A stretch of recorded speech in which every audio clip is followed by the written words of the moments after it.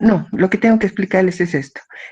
Van a hacer un proyecto, a ver, ahí crearemos una paginita acá, un proyecto donde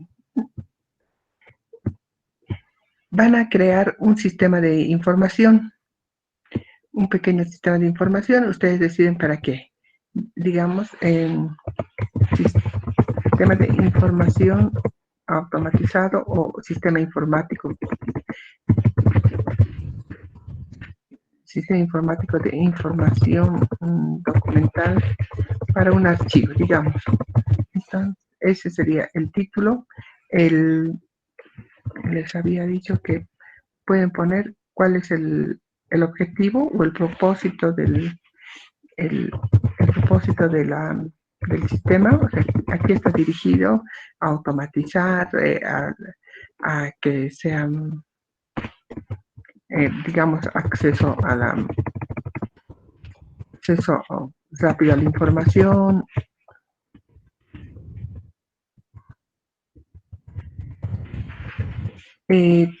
No sé, digitalizar todo el material, etcétera, etcétera. Entonces ponen cuál es el objetivo y pueden puntear así, si quieren, o como les parezca mejor, como se entienda mejor, para ver cuál es el objetivo del sistema, o sea, del sistema informático de información. Y eh, a ver, van a poner cuál sería el software que van a utilizar. Aquí pueden poner un software libre,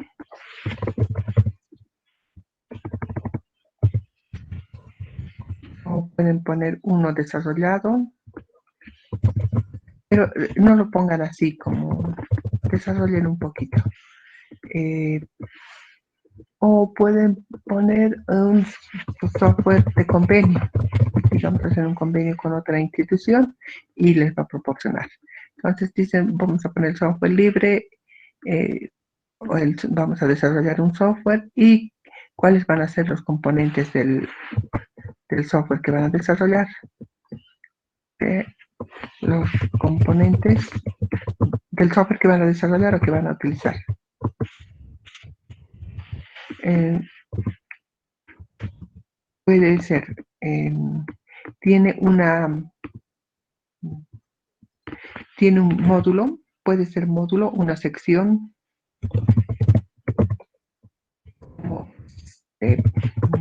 vayan a llamarlo, un módulo, digamos,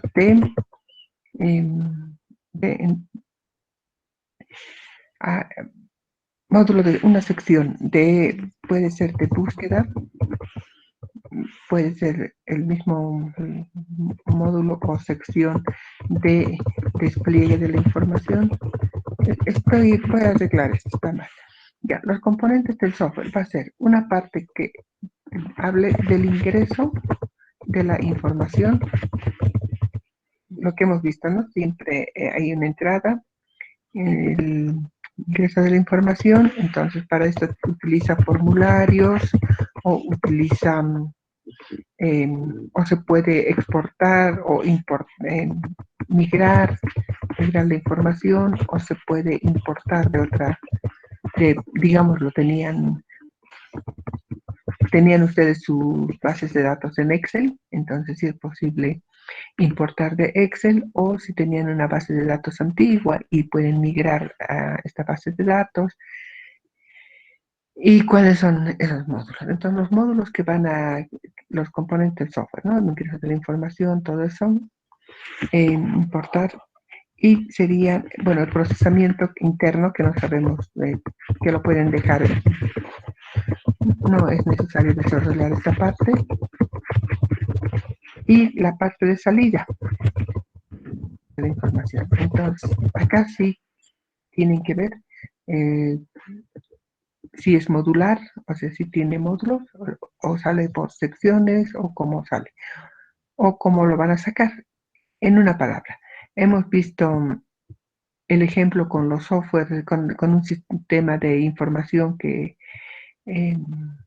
que les he dicho que consideraba que era uno de los más completos, pueden hacer así, algo así, una pantallita, dibujan una pantalla donde, o si quieren, quienes han visto ayer hemos hecho el Wix, ¿se acuerdan? Pero no en esta materia, sino en nuevas tecnologías. Como pueden trabajar esto en grupo, si alguien no pasa nuevas tecnologías y otro compañero del grupo lo ha visto, pueden utilizar ese software para diseñar, no para diseñar, más que diseñar, sino para dibujar, digamos, los componentes de su sistema de información desplegado ya en la web. Entonces, pueden ver la sección de búsqueda, donde se va a desplegar la información, otros elementos otros elementos complementarios. Vamos a hacer indirectamente vamos a utilizar los recursos de la otra clase, solo en el tema de Wix para no complicar a los que no están en la otra clase. Entonces, pónganse de acuerdo con sus compañeros, quien ha participado, o ustedes, o más de uno sabe manejar algún otro recurso para crear páginas. Entonces, esto es el ingreso, como vamos a migrar, o sea, simulen una situación y ustedes me dicen que tienen una base de datos de 5.000 libros y que se va a migrar, que en este momento está en Excel, digamos, o en lo que quieran. Entonces, esos tres hablarían como los componentes de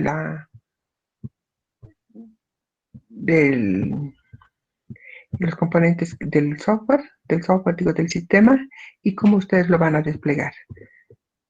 Un módulo de una sección de búsqueda, qué elementos puede tener en la búsqueda. Digamos, o sea, prácticamente ya lo estamos haciendo aquí la práctica. Por ejemplo, si va a ser una búsqueda por título, autor, los tags o los descriptores, ¿no? Para la web tag, para los otros descriptores. Para eso que van a utilizar, incluso pueden poner, si gustan, pueden poner un ejemplo. Saben que todo esto es simulado. Pueden poner un ejemplo de cómo funciona simulen la búsqueda de un documento y simulen en el ejemplo pueden hacer la entrada, o sea, cómo va a ser la búsqueda. Ya hemos dicho que el procesamiento no cuenta. Después la búsqueda y cuál sería la salida. Acá pueden dibujar, si quieren, en PowerPoint, o sea, la salida va a ser pueden hacer en pantalla o en documento PDF. Prácticamente eso es lo que es un sistema de información, ¿no? Entrada, salida. Lo que todos los días vemos cuando hacemos las búsquedas. Entonces, con esto queda claro.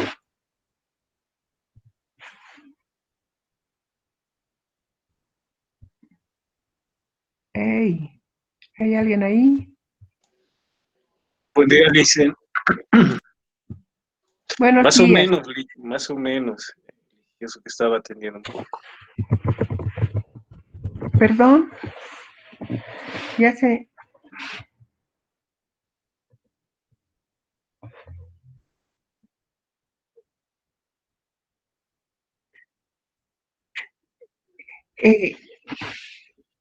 Israel, pueden utilizar esa página si gustan para darle un poco más de movimiento y de aplicabilidad a todo lo que hemos hecho.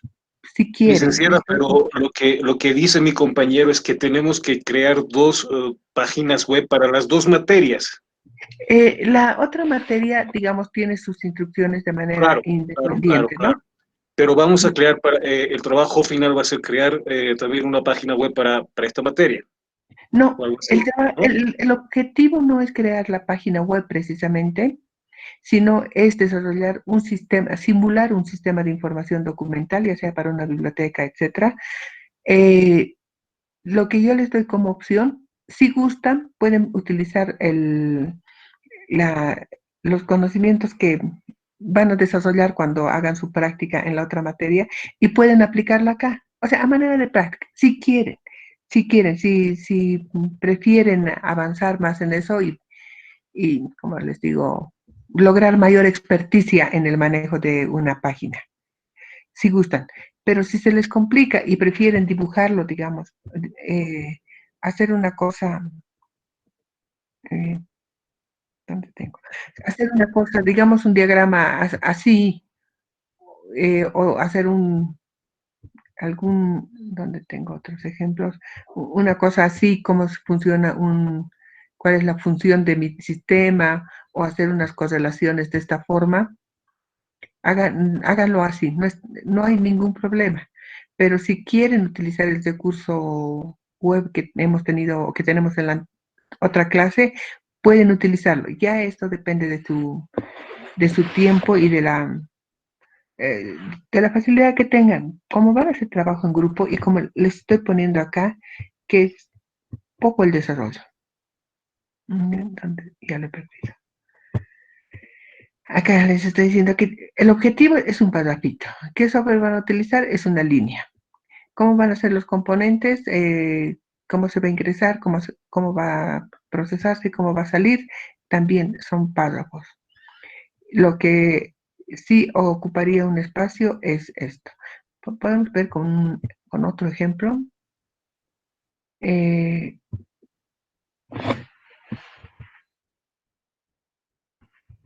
Miren, si hacemos esto, ya estamos hablando de esta parte de los componentes del software y los 10 módulos. Entonces podemos hacer como ejemplo, ya sabemos que la entrada va a ser entrada. Entonces, agarramos y podemos dibujar un formulario y hacemos la entrada. A ver, por ejemplo, podemos poner título, autor, descriptores, o en nuestro caso van a ser los tags para que salga. Y esta sería nuestra entrada. Ya les dije, pueden utilizar hasta 6 unidades. ¿Qué más ponemos acá? Resumen, y podemos poner título, autor, dentro de, bueno, los descriptores ya podemos poner los temas y podemos descargar el texto en PDF. Ya, esta sería su entrada. ¿Y cuál sería la salida? O sea, prácticamente lo estoy haciéndolo a la práctica. Pueden utilizar, o sea, lo que quiero es que dejen volar su imaginación para utilizar recursos web. Sabemos que todo ingreso es, tengo aquí el examen, pero no quiero que lo vean. Pero ya he hecho que lo vean. Pueden utilizar el form si quieren. Entonces acá ponen entrada de la información. Yo sé que para algunos les estoy complicando un montón, pero se van a dar cuenta que no. Ese formulario lo han utilizado ya seguramente en otras clases, y si no, utilicen el Docs Google. Y aquí pueden utilizar para que se vea bonito. Si gustan, si no, simplemente dibujen, grafiquen como esto, el título, autor, descriptores, resumen, texto, PDF, y ¿qué podemos poner acá? Bueno, podemos utilizar esos 5 o pueden utilizar más, pueden poner el tamaño del libro, lo que se hace en clasificación, tamaño, número de páginas, lo que quieran. Pero para la web, para nuestro ejemplo, que utilicen esto, esta está suficiente. Ya les había hablado de que hay tendencias minimalistas donde el tamaño, por ejemplo, en la web no nos interesa, porque, bueno, puede interesar si vamos a comprar el libro o lo vamos a ir a buscar físicamente, pero si es solo para descargar o mirar el leerlo, no me interesa. Entonces, miren, ya tenemos la entrada. Como les digo, estoy así, ay caramba. En el procesamiento interno, la máquina.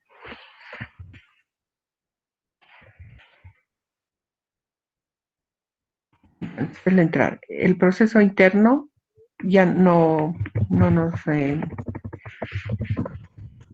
tenemos alcance a eso. Lo dejamos. ¿Qué puedo hacer acá? Voy a dibujar, aunque sea aquí puedo dibujar una computadorita, digamos, para demostrar que es un proceso interno. Y ya. Porque en eso o le meto un microprocesador, lo que sea, y finalmente pongo cuál va a ser mi salida.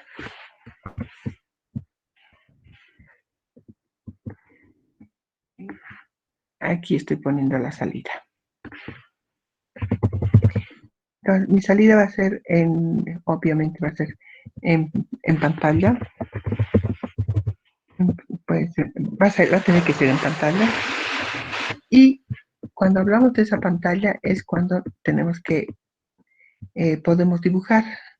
Hacemos en nuestra página web y ponemos acá. Podemos utilizar, si no utilizan la página web, utilizan PowerPoint o Word, entonces ponen sistema de información documental, se abrevia de esta forma, ¿sí? De la biblioteca infantil. Y este es nuestro título. Estamos simulando una salida en la web. Vamos a poner sistema de biblioteca infantil y nos imaginamos esto. En nuestro sistema nos va a dar así. Y como ya hemos metido los datos que solicitamos, como ya tenemos estos datos, entonces podemos hacer la búsqueda y ponemos acá. O sea, hacemos el diseño de una pequeña página, de una pequeña pantalla. La búsqueda. Y podemos poner si va a ser por título, esto no me interesa. Y no me interesa. Aquí ponemos temas. Ya no tiene que coincidir con los de arriba porque estamos introduciendo acá nuestros datos, esa es nuestra entrada para nosotros. Y lo que va a estar reflejado para el usuario, tampoco, título, autor, tema. Y podemos poner inclusive, si va a ser una búsqueda avanzada, ponemos en otra pantallita, si queremos, a ver, ¿qué ponemos acá? Suponiendo que este como es biblioteca, entonces ponemos libros, revistas, manuales, ya, cualquier cosa. Entonces, miren, en nuestra búsqueda estamos especificando si queremos por título, por autor o por tema, podemos poner algo para marcar, o podemos hacer una búsqueda general como la que normalmente hay. Pero cuando hablamos búsquedas avanzadas, podemos filtrar de esta forma.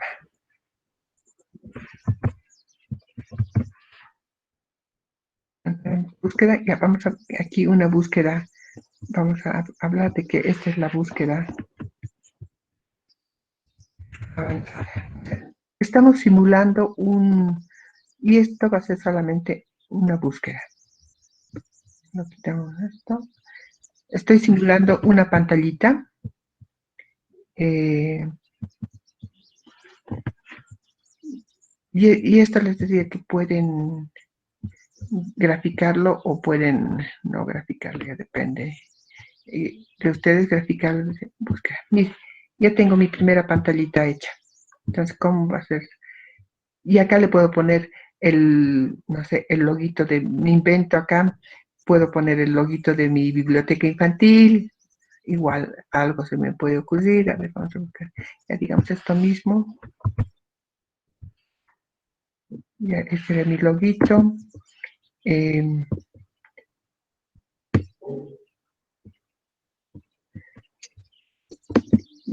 Me invento, como les decía, una forma de un bannercito. Ya, sala de biblioteca infantil, etcétera. En la búsqueda. Y en la siguiente, más abajo, bueno, aquí no puedo hacer más abajo, puedo poner más abajo estoy simulando una página, ¿no? Entonces, estoy dibujando una paginita, vamos a ver. Ya. Y más abajo le hago algún adornito, o sea, no sé, ustedes simulen una paginita web. Y aquí abajo ponen,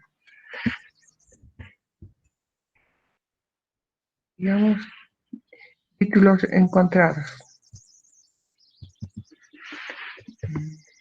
o documentos,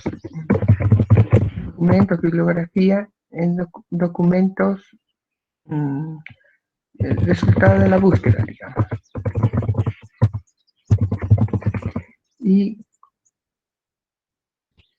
Y acá les sale un grupo de una lista,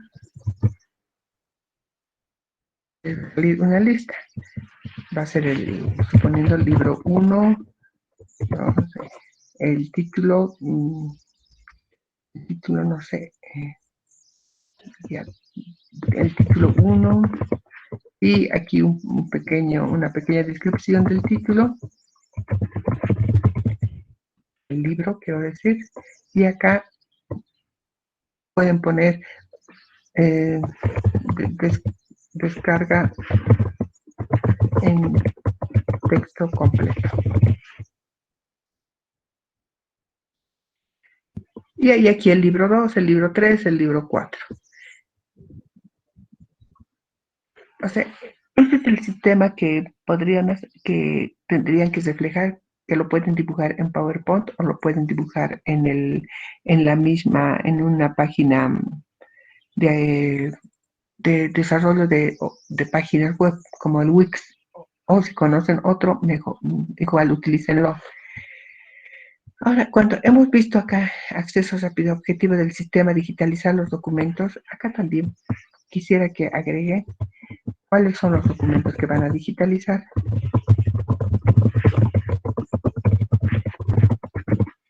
Si van a digitalizar documentos a digitalizar, pueden poner que son libros, revistas, o sea, simulen qué es lo que tendrían que digitalizar. Inclusive para darle un poco más de cuerpo a esto, pondremos cómo van a digitalizar. Van a digitalizar, o sea, si vamos a comprar un escáner de última generación, ahí se dicen un poquito qué escáneres hay disponibles, si estamos hablando de revistas, de mapas, lo que ustedes quieran, cómo lo van a digitalizar. Y pueden poner, inclusive pueden hacer un cronograma, cuánto tiempo les va a llevar y cuánto pueden gastar.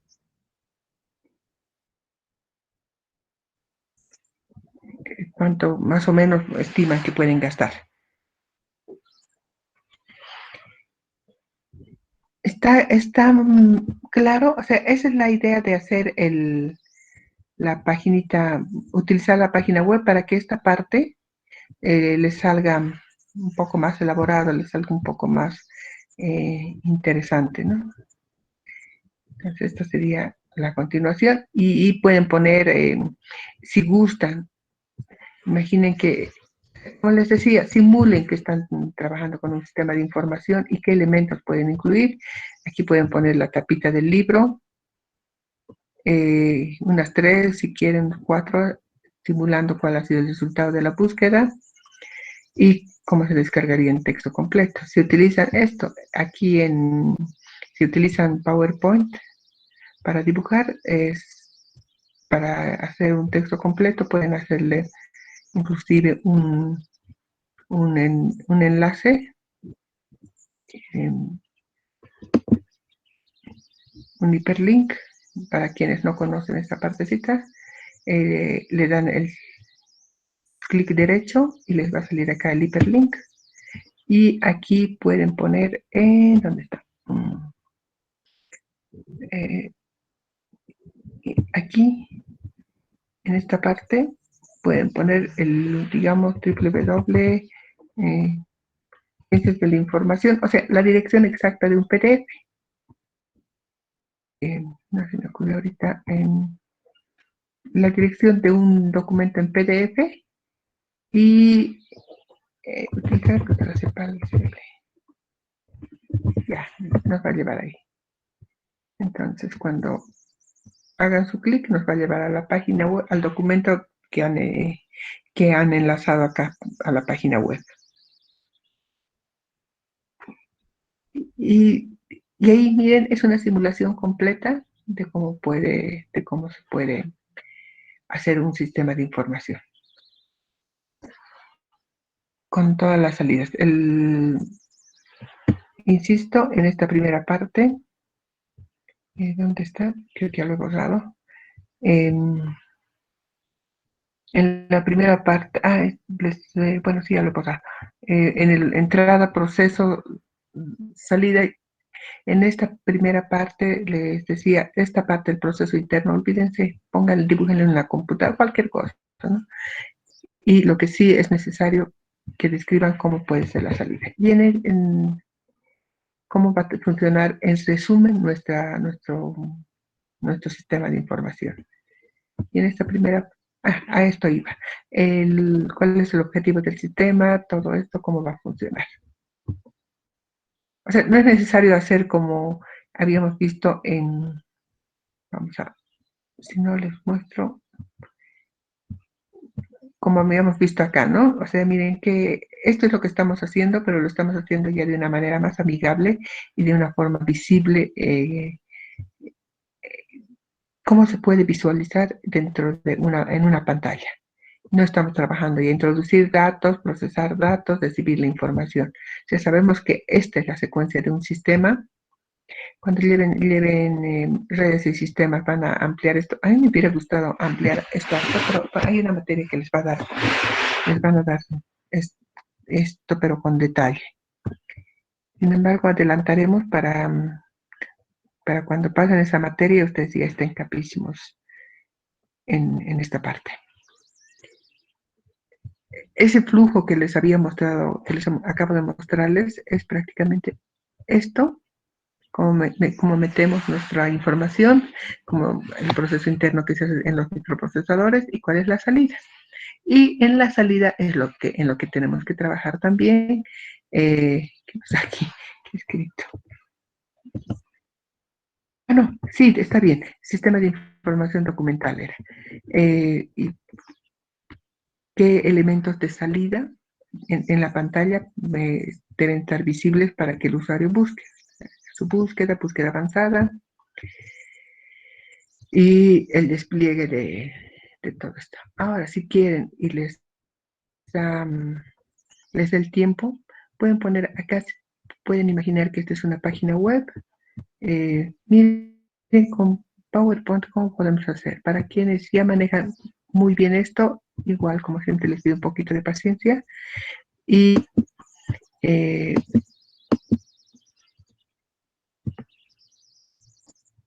para que sus compañeros vean, los que no tienen todavía dominio de esta página.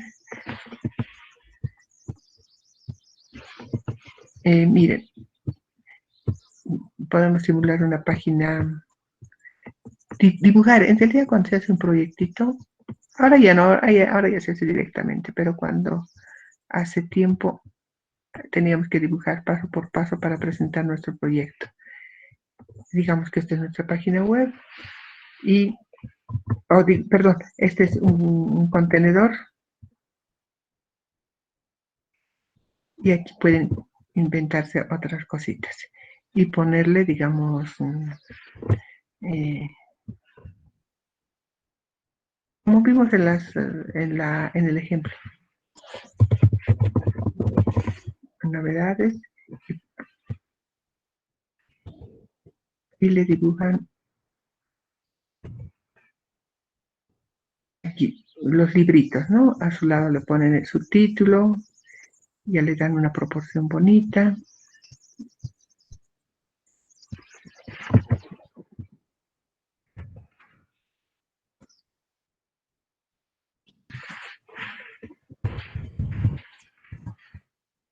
Pueden hacer novedades. Más abajo pueden hacer otra sección que diga noticias y así, lo que quieran, lo que quieran.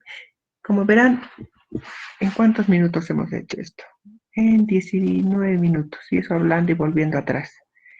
En una hora ya tendrían todo su sistema desarrollado.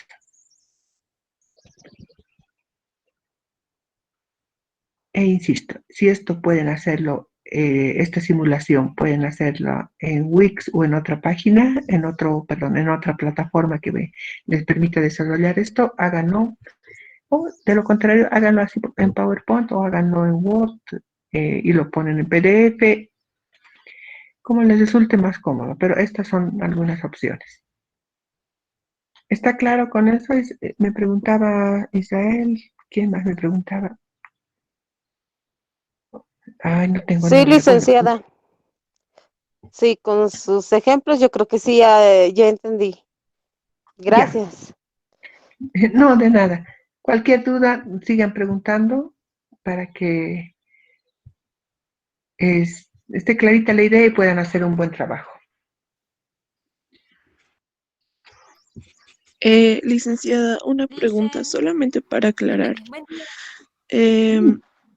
Debe ser dos páginas, ¿no es cierto? Para crear una de esta materia y la otra, ¿no es cierto? Escoger de lo que nosotros queramos hacer. Ujú. Ah, Sí, ya está bien, Lice. sí. Gracias. Incluso, a ver, les voy a facilitar más la cosa. Para quienes comparten o pasan también la otra materia, este mismo proyecto me lo pueden presentar en la otra materia. Ah, ya, muchas gracias, licenciada. Sería más sencillo. Sí, Es sí, más fácil así pueden acomodarse. hacer. Como se ¿Mm? mezclan las cosas un poco. Claro, mejor afinen esto, y así matando pájaros de un tiro, y preséntenmelo. Este mejor pueden presentármelo. Sí, claro, mejor así, si gustan. Y si no, si quieren seguir practicando y hacer nuevas cosas, ya les digo, se Lice, disculpe, convierten. ¿la fecha de entrega para ese trabajo para cuándo dijo? Esto, como hemos puesto en el Classroom, eh, un compañero de clases más tenemos. Acá estamos poniendo que el proyecto final se entrega el 31 de enero a las 11, hasta las 11:59 de la noche, o sea, hasta medianoche. Es el proyecto final. Si durante ese día tienen algunas preguntas, tienen algo que, que no esté claro, me lo dicen. Este día voy a estar conectada para poder ayudarles. Y si necesitamos hacer una pequeña conexión, lo hacemos, no hay problema. Ya, yo creo que quedó clarito, ¿no? Entonces, de todas maneras, estas diapositivas ejemplo que he hecho acá,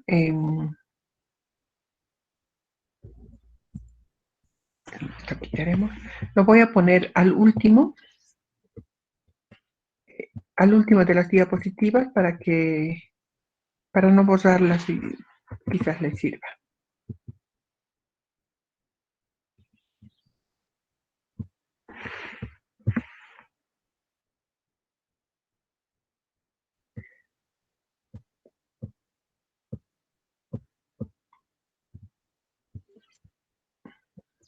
ya creo que ya no va a haber más dudas, ¿no? Entonces, em, habíamos visto ayer hasta esta parte, si no me equivoco,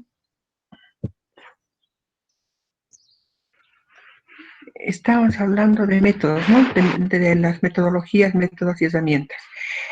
Entonces, cuando les hablo que en la práctica, en el trabajo final, pongan cuál es el objetivo, ese objetivo puede, ya en la práctica, viene, les decía, para encontrar el objetivo y para qué queremos hacer un sistema de información, un sistema automatizado de información, sobre todo.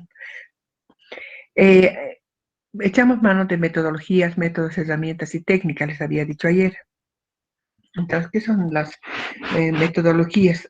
Sirve para, la metodología es los pasos que vamos a seguir para establecer cuáles son las demandas, si este sistema que vamos a desarrollar va a responder las necesidades del usuario o queremos entrar dentro del ámbito tecnológico y presentar un producto innovador que vaya luego creando su propia demanda, o, o queremos hacer ambas cosas. Entonces, a partir de esa idea es que vamos elaborando, construyendo nuestros pasos y hacia dónde queremos llegar. Entonces, eso es lo que la utilización de una metodología, pero para construir ese objetivo tenemos que conocer varios elementos y para llegar a esos elementos que necesitamos conocer, como les decía, vamos a responder a usuarios, queremos entrar en la web con algo innovador, etcétera. Necesitamos saber, investigar, averiguar, y para eso utilizamos los métodos. Y para utilizar los métodos nos valemos de ciertas herramientas y de nuestras técnicas. O sea, esto, para quienes han llevado metodología de la investigación, me imagino que ya muchos han llegado, ya conocen lo que son las metodologías, métodos, herramientas y técnicas, ¿no? Y eso es lo que se utiliza. Y al utilizar, tenemos en cuenta que para poner metas técnicas, es cómo utilizamos cada uno de estos elementos para establecer, es decir, los problemas, tomando en cuenta cuál es la idea principal, cuál es la idea base para empezar a trabajar sobre ella. Entonces, las metodologías para diseñar de manera general se requiere de enfoque integral. O sea, es prácticamente obvio y es casi por defecto que se utiliza esto, ¿no? Porque no vamos a, si hablamos de un sistema de información, tenemos que hablar de varios subsistemas. Ahí en el ejemplo que les he puesto para desarrollar el proyecto, hemos puesto en un costadito cuáles van a ser las novedades, seguramente lista de autores, puede tener más, más de un elemento. O sea, nuestra base de datos principal es todo el fondo bibliográfico o todo el fondo archivístico.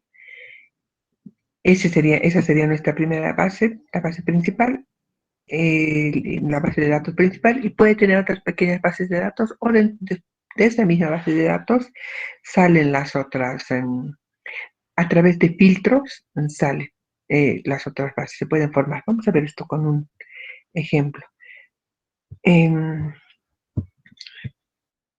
Sé que explicarlo en una pizarra simulada toma más tiempo, pero es que se habla y se corre y no da lugar ni siquiera a entender. Entonces, ¿qué tenemos acá? Si tenemos una base de datos, depende mucho cuánto metamos, cuántos campos habilitemos en esta base de datos para nuestro sistema de información.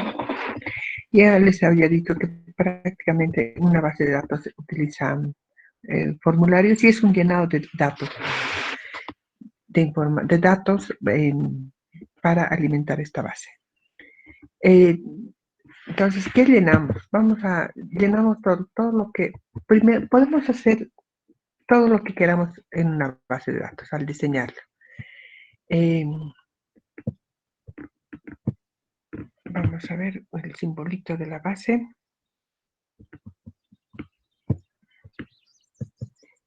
¿Cuántas veces han visto esto? Y es así como se simboliza en una base de datos. Entonces, cuando trabajamos con las bases de datos, ¿qué hacemos? Las diseñamos en papel. Ya, esta es nuestra base de datos. ¿Qué ponemos acá? Todo lo que queramos, podamos vaciar o queramos vaciar. Podemos hacer el diseño desde una página de un Excel o directamente en papel. Entonces, ¿qué queremos hacer? Uno, vamos a crear campos, por ejemplo, ¿qué tipo de documento voy a poner? Tipos de documentos. Al crear esta base, podemos poner, ¿quieren ver crear una base de datos? En la práctica no va a entrar eso en examen, pero yo quisiera que conozcan cómo se hace. Bueno, empezaremos por esto. Entonces, creamos nuestra tabla y ponemos el tipo de documentos. ¿Qué tipo de documentos va a ser? No, me voy a sentir mal si no les enseño esto, aunque es más para la otra materia, pero prácticamente como son tan parecidas, los estamos fusionando. Ya, esta es una base de datos de la Microsoft y tiene esta forma. No se asusten, esto no va a entrar a examen, pero quiero que conozcan cómo funciona una base de datos. Entonces, vamos a diseñar. ¿Qué se va a llamar que se llame base de datos 1? Les sugiero que utilicen siempre el nombre como si fuera una sola palabra. ¿Ok? Ya. Y vamos a crear nuestros campos. El identificador por defecto, no hay que tocar, mejor no, porque nos va a cambiar y modificar y tiene que generarse automáticamente el número. Entonces, ¿qué vamos a hacer acá? Hacemos tipo de documento. ¿Cuáles van a ser nuestro tipo de documento? Y decimos acá, ¿de dónde? Ay, me baja mucho. ¿Qué vamos a buscar? Y tenemos diferentes formas de buscar. Estamos entrando a detalles. ¿Dónde está? Autonumber, short number,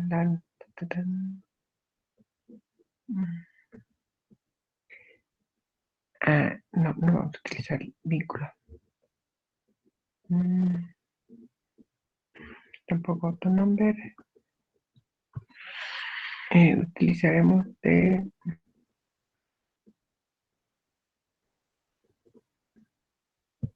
digamos, de texto completo.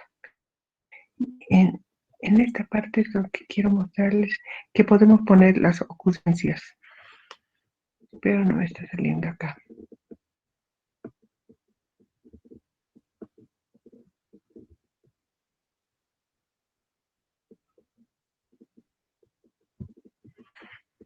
Ya. Entonces, la manera que lo tengo en inglés, buscan si lo utilizan en inglés es wizard, que quiere decir búsquedas. Y le digo que yo voy a typear los valores que quiero. Y le pongo así. Tipo de documento. Y le pongo acá, libro. ¿Qué estoy haciendo acá? Estoy creando lo que se denominan ocurrencias.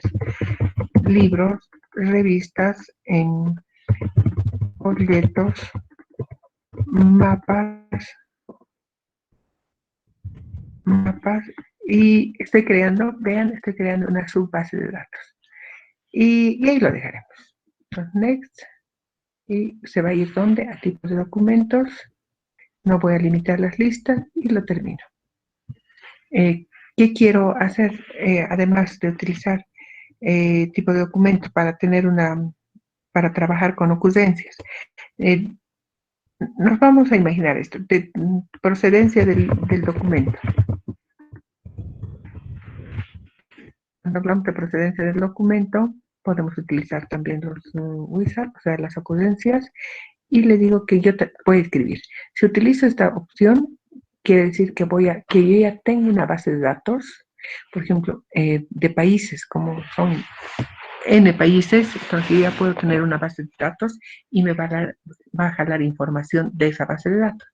Pero en este caso voy a querer, yo voy a escribir. Entonces pongo acá de dónde han venido los libros, cuál es la procedencia. La compra, donación, bueno, lo dejaré con compra, donación. Ya. O sea, ¿cómo puedo filtrar todo eso? ¿Cómo me va a salir? Y puedo, bueno, ya hablando del libro, pongo el título, pongo el que sea short text, el autor, bueno, el título va a ser el texto. Pongo el autor, pongo los descriptores. Aquí, en estos descriptores, se podría hacer lo mismo. Aquí donde pongo quiero ver de otra tabla o de otra consulta, ahí puedo vaciar todo mi tesauro y solamente me salen los términos del tesauro. Pero como no tenemos ese documento, me entro aquí y voy a poner que, digamos, mi biblioteca era de medio ambiente. Voy a poner aquí, digamos, clima. Vamos a poner unos cuantitos, ¿no? Clima, temperatura, no es temperatura, cualquier cosa. Cambio climático, contaminación. Y puedo poner N, 500.000, lo que quiera. O directamente jalar de otra base de datos. Listo. Lo que estoy haciendo acá, recuerdan que hemos hablado que se puede trabajar con listas, entonces lo que he hecho acá han sido las listas. Y listo. Eso es, ya hecho y ya lo tengo listo. Entonces, ¿qué es lo siguiente que hay que hacer? Crear las tablas. ¿Dónde tenemos las tablas? Crear tablas o crear directamente formularios de salida. Vamos a crear los formularios de salida. Bueno, esta es una tabla y vamos a crear un formulario de salida.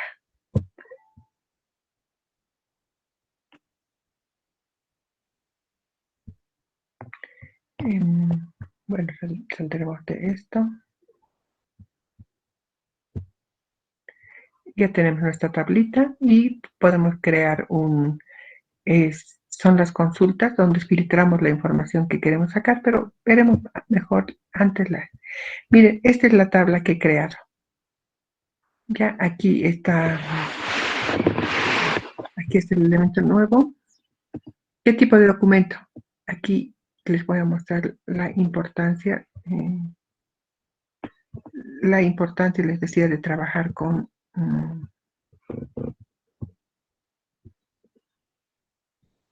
bueno, estamos en diseño. Aprovecharemos el diseño donde puedo ponerle más cosas. Por ejemplo, puedo ponerle un botón o un texto. Digamos, aquí puedo poner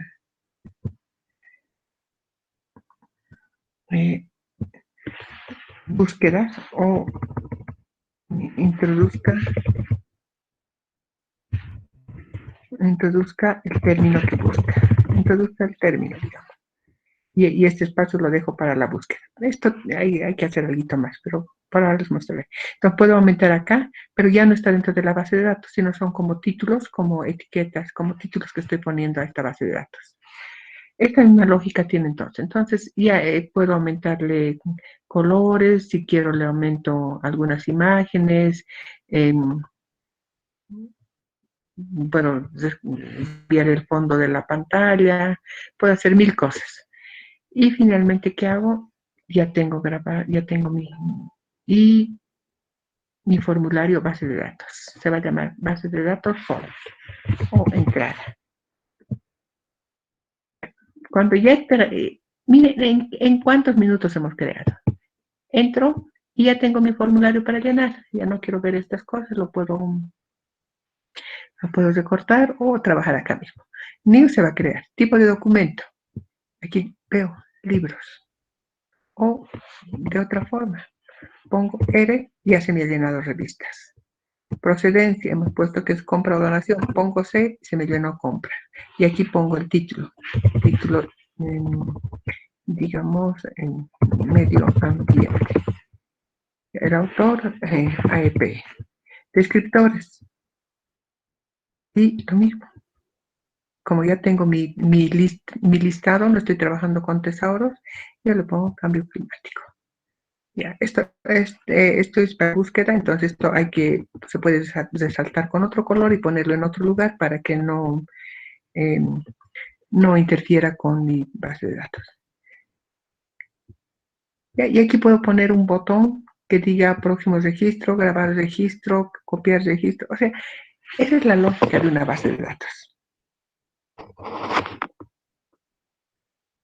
Más que la construcción de la base de datos, lo que quiero que vean es cuál es la lógica. Hemos creado la base, acá, hemos diseñado, aquí está en formato diseño, lo podemos ver en formato vista, lo podemos poner en formato diseño, y aquí está. Y podemos seguir aumentando cosas. Esta lógica tiene los sistemas de información documental. La misma. ¿Cuál es la diferencia?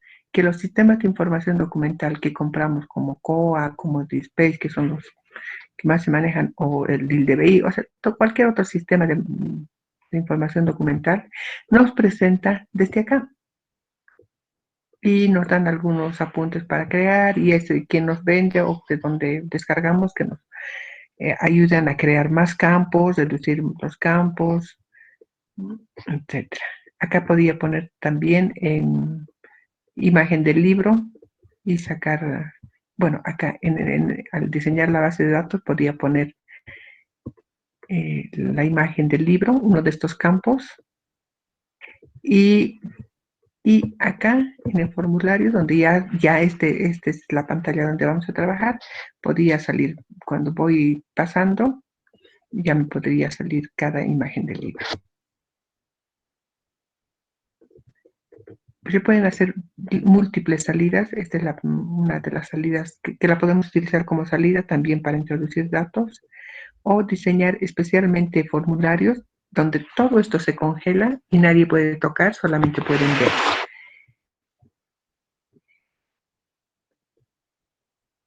Entonces, así se trabaja con la base de datos. Es lo que hemos hecho. Hemos diseñado qué tipo de documentos van a ver,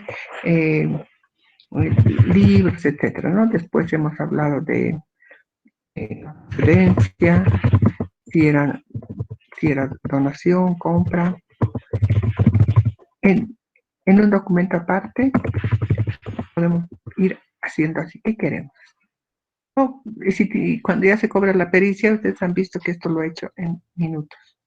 Cuando ya se tiene la pericia suficiente, la experiencia, en elevación de cualquier tipo, lo hace en un minuto. Puede utilizar lenguaje de programación. Esto se puede ayudar con MySQL, pero esta es una base de datos general, no es un sistema, una base de datos específico para sistemas de información, pero con esto pueden construir lo que quieran. Bueno, y así pueden ir construyendo. Luego introducen los datos, diseñan el formulario. O sea, una ciencia y demanda mucho conocimiento, sobre todo mucho tiempo. Es algo que nosotros como científicos de la información lo podemos ver ya. Cuando se trata de bases así sencillas, pero cuando ya se trata de bases de datos muy estructuradas, pues trabajar al Banco Central, y tenemos que, ahí sí ya no vamos a estar los pequeños, ¿no? Pero si estamos en una biblioteca, en un archivo chiquito, podemos hacer nuestras propias bases de datos. de lo que son los sistemas de información. O sea, ¿está claro esto?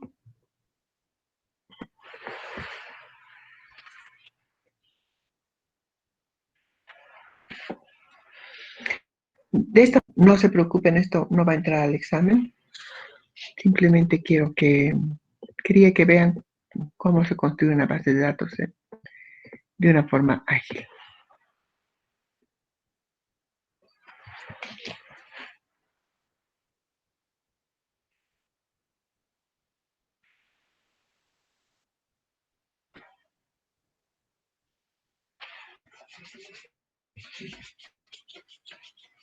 Imagino que ha quedado claro.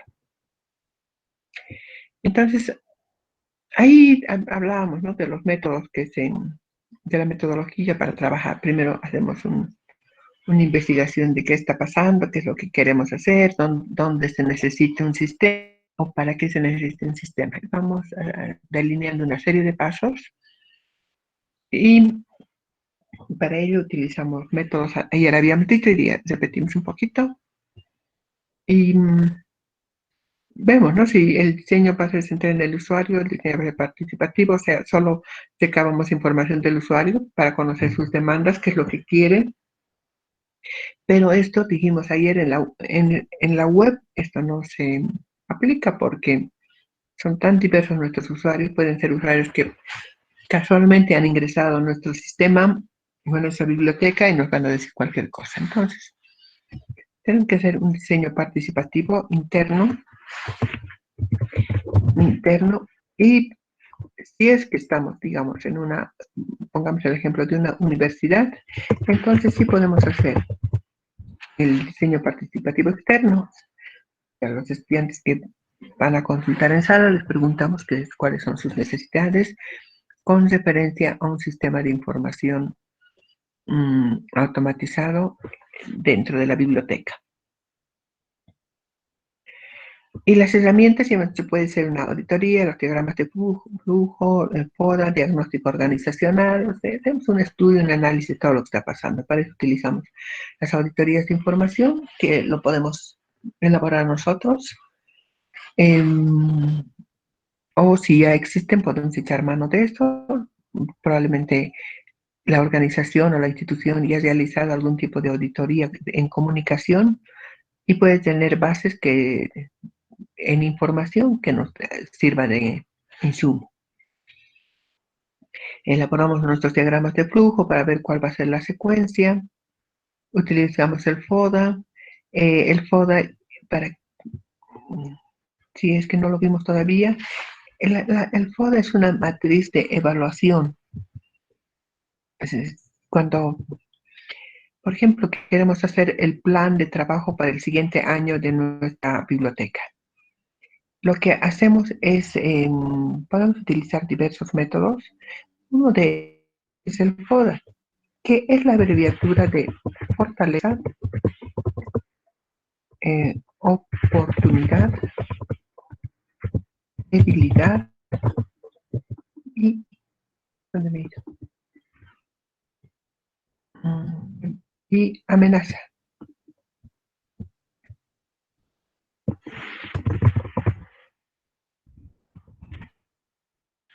¿De acuerdo? Entonces, este es lo que significa FODA. Es me imagino que algunos no conocen, no sé si esto se lleva en colegio, y nos sirve para evaluar cuál es la situación de nuestra organización o de nuestra biblioteca. Un minutito, por favor, daré paso a quien quiere entrar.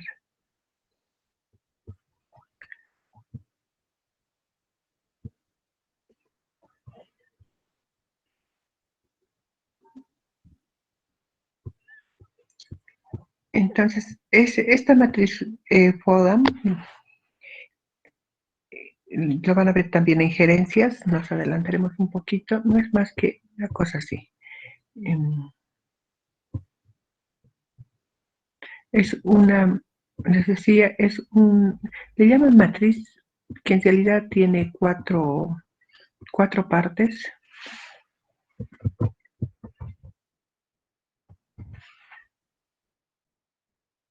se grafica de esta forma.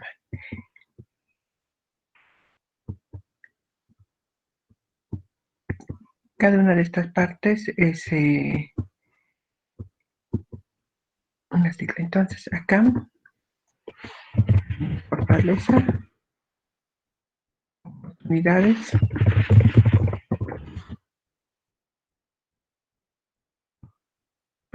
debilidades y amenazas. Y acá van identificando cada una de esas situaciones de la institución. Entonces, ¿qué logran con esto? Logran establecer cuál es la situación actual de la situación. Cuando hablamos de fortalezas, ¿qué elementos se pueden tomar en cuenta ahí? Pueden ser diversos. Por ejemplo, un buen presupuesto, o sea, un presupuesto alto, digamos, puede ser. Si es que ocurriera, o puede ser una infraestructura tecnológica, estamos hablando ahora de tecnología, infraestructura tecnológica fuerte. ¿Qué quiero decir con esto?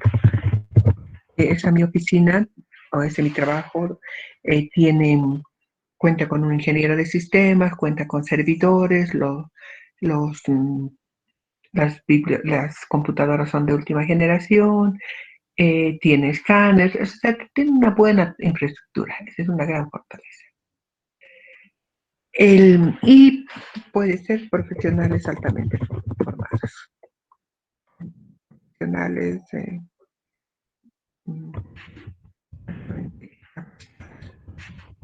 o especializados, lo que sea. ¿Cuál puede ser la oportunidad?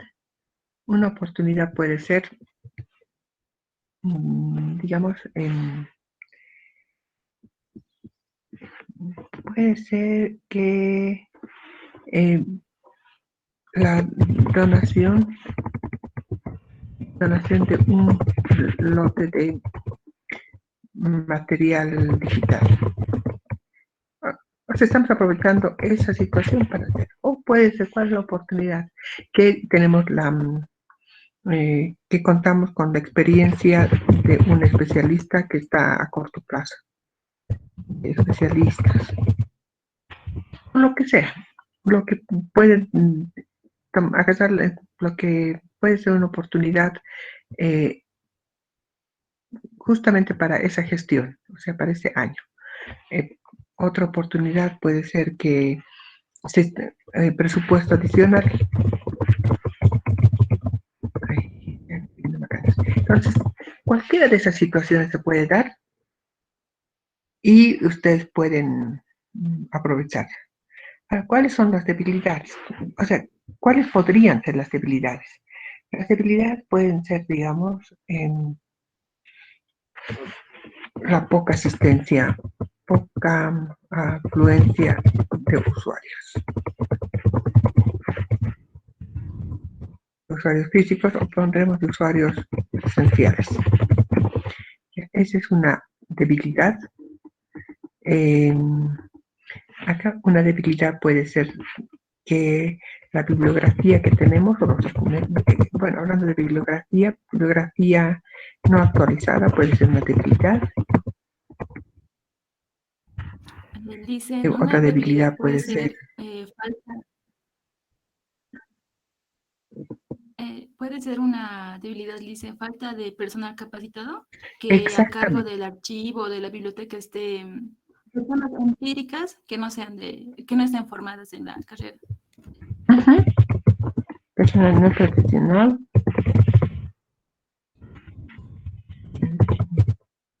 Empírico, etcétera, etcétera. Puede haber ese tipo de debilidades. Otra debilidad puede ser que la biblioteca está muy alejada del centro, o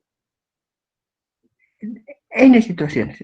Entonces, ven cómo estamos planificando, cómo estamos encontrando los puntos débiles y fuertes de la biblioteca. Ahora, amenazas. ¿Cuál puede ser? Este año, o el año pasado más bien, hemos visto una amenaza tremenda, que ha sido, por ejemplo, el tema de, ¿cómo se llama esto? De emergencia sanitaria.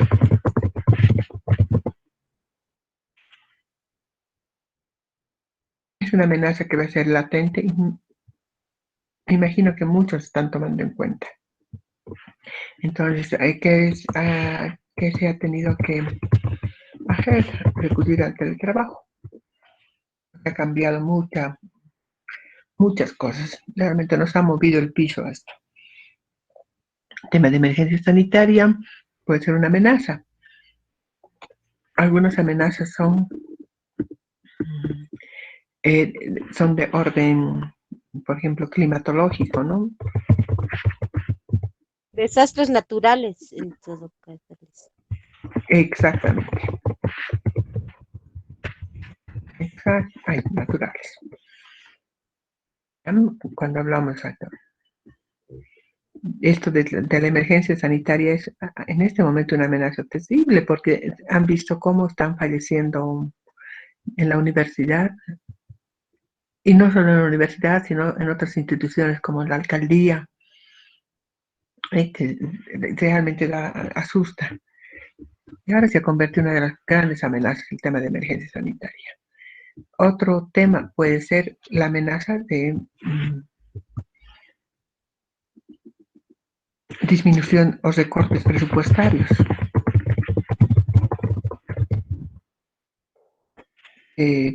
Puede ser de reorganización o reestructuración de la institución. Por ahí, dentro de una reestructuración, lo que se va a determinar es cierre de la biblioteca, que es lo primero que trata. Lo primero que hace. Y esta es una amenaza bien latente, ¿no? Porque dentro de la pandemia, o sea, dentro de este tiempo de pandemia, una biblioteca ha debido ser, pero casi escasamente visitada y está consumiendo un presupuesto que se convierte en un presupuesto sumamente ocioso. Lejos de lamentarnos y decir qué pena, qué vamos a hacer, estamos amenazados, ¿qué podemos hacer? Miren, aquí esta amenaza, ¿cómo se puede convertir? ¿Cómo se puede convertir en, no una fortaleza, pero como un elemento principal para hacer tu proyecto de sistemas de información? Digamos, estábamos en una biblioteca donde no había un sistema de información computarizado, o sea, sistema, no estoy hablando solo de una base de datos de libros. Eso es parte de un sistema. ¿Y qué hacemos? Podemos diseñar un proyecto, aprovechando que estamos con el teletrabajo y no tenemos usuarios para atender y todas esas cosas. Entonces, lo que hacemos es aprovechamos el tiempo para hacer un proyecto y presentarlo. Y decir, podemos convertir nuestra base de datos de consulta en un pequeño sistema y podemos ver préstamos en línea, préstamos o descargas en PDF o otros servicios como de alertas, de entrega de documentos de forma remota. Miren cómo podemos convertir una amenaza en una oportunidad. Ese es el FODA donde estamos. Acá lo que les decía, cómo para diseñar, nos sirve para diseñar los sistemas de información. Esto ya nos da una buena pauta, una buena visión, un buen panorama para ver dónde tenemos que atacar, qué es lo que tenemos que hacer en función a esto. Entonces, esta es parte de la metodología. Este es un método que podemos utilizarlo. Aparte del que habíamos visto, las auditorías y el diagnóstico organizacional. El diagnóstico organizacional, obviamente, nosotros no lo podemos hacer. Eso lo hacen a niveles gerenciales o a niveles de dirección. pero sí nos puede servir como insumo para hacer nuestro sistema. ¿Ya está clara esta parte? Es así como tenemos que entrar al análisis de la situación de la organización o de la institución, particularmente de nuestra biblioteca, y a partir de ello plantear nuestro sistema de información. ¿Cómo hacemos cómo podemos elaborar ese FODA o otro tipo de análisis que hemos contemplado? A través de las entrevistas. La metodología, aunque no es otra vez nuestra materia, pero les diré, la metodología, ¿llevaron metodología ya?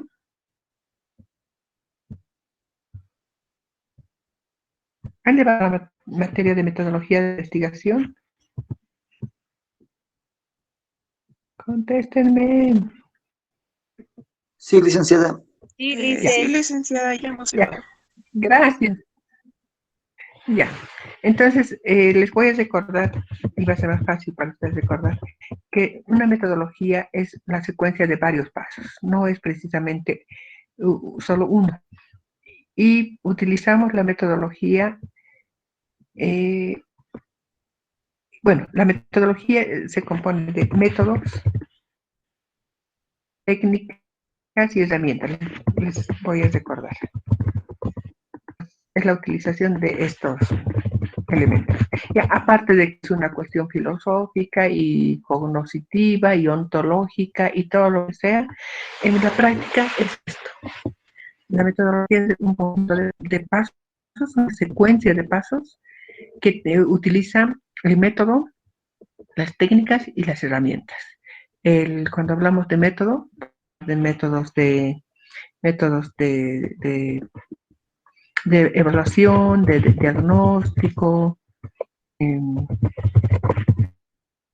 Acabamos de ver un método que lo hemos visto con ejemplo, que es el FODA. Y tenemos un método y hay sin fin de métodos, ya lo van a estar viendo en gerencia, pero para eso sirve un método, ay caramba, no puedo, ya sea para evaluar, hacer un diagnóstico, para hacer análisis, hay diferentes pasos. O sea, son métodos que están ya preestablecidos, que se utilizan. Hay otros, un dato es el SOP, y otros métodos más. ¿Cuáles son las técnicas? Las técnicas son los recursos para obtener información. Están las entrevistas, las encuestas, y pueden ser a través de formularios, etc. Las entrevistas ya saben que son cara a cara, face to face, pueden ser conducidas, pueden ser espontáneas, o sea, donde en función a la conversación que se sostiene van saliendo las preguntas, o una respuesta lleva a otra pregunta, o de lo contrario puede ser una entrevista estructurada donde uno va con su formularito y va preguntando cada cosa. Y las encuestas ya sabemos que son hojas formalizadas con preguntas. Y los formularios que nos mandan, ahora, que no son otra cosa que encuestas, pero vienen a través de formato digital y nos los mandan a manera de formularios que el fin es la encuesta. Pero nosotros encontramos en páginas web, por ejemplo, usamos los servicios de un banco y puede salirnos ahí una encuesta, un formulario, que es una encuesta y nos dice que los servicios, bla, bla, bla. O estamos utilizando el WhatsApp y nos dice cómo califica este servicio. Miren, si no es una encuesta, es un pequeño formulario y nos está haciendo evaluar. Entonces son ese tipo de técnicas que se utilizan. Y las herramientas. Las herramientas son precisamente lo que nos sirve para levantar las encuestas. Los formularios podrían ser los formularios impresos, electrónicos. Lo quitaremos acá para que no nos confunda.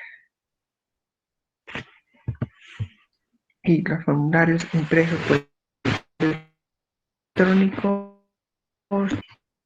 como una herramienta.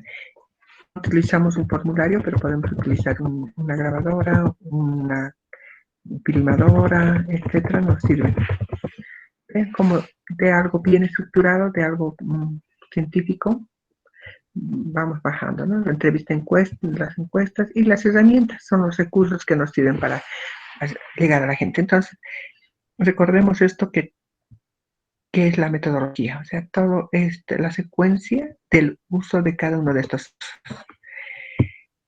Y lo mismo tenemos que utilizar cuando estamos trabajando cuando empezamos a trabajar para hacer el diagnóstico y establecer cómo vamos a hacer nuestro sistema. Bueno, utilizamos las entrevistas, el análisis, el estudio de las necesidades, que no está dentro de una entrevista, sino de todos los... el estudio de las necesidades lo hacemos a partir de los resultados que hemos obtenido. Utilizamos todo lo que hemos encontrado, estudios anteriores, los resultados de las encuestas y hacemos el estudio de las necesidades. Y luego hacemos el estudio de la viabilidad del sistema. O sea, una vez que tenemos los datos de las entrevistas, el análisis y vemos qué tan viable es, si existe o no la factibilidad de hacer.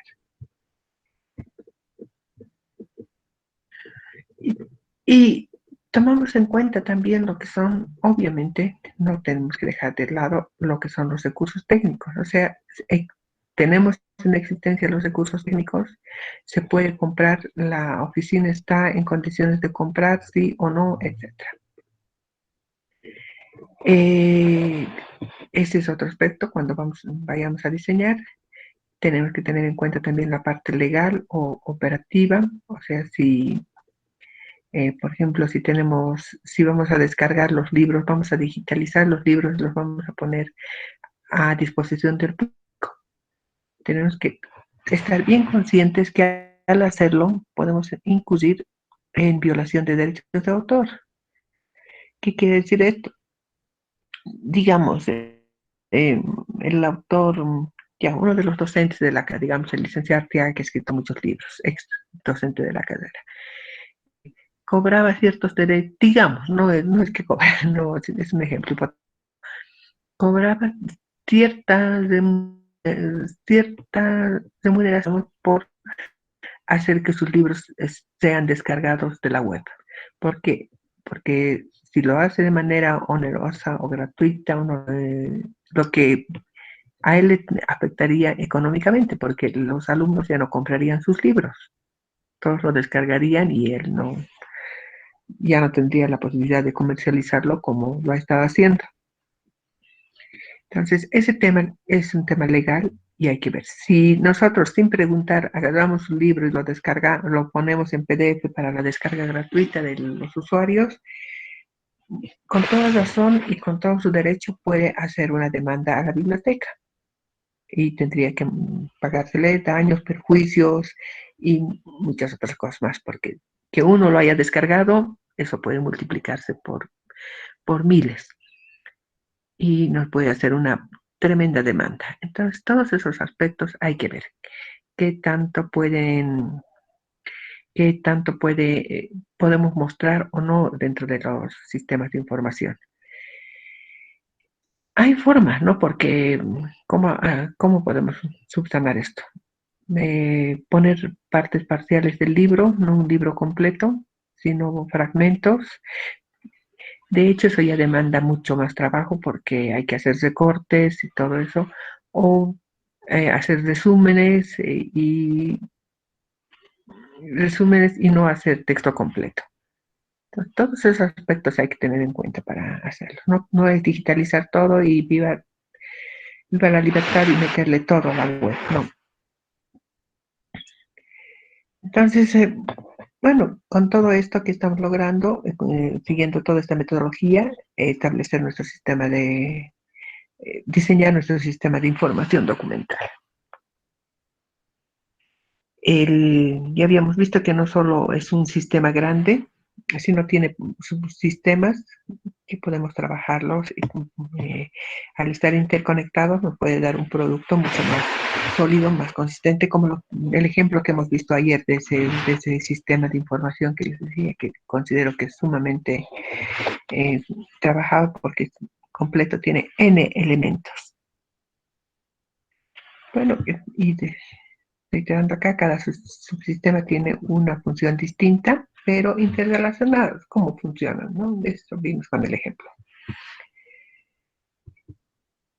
Y, lo hemos pasado.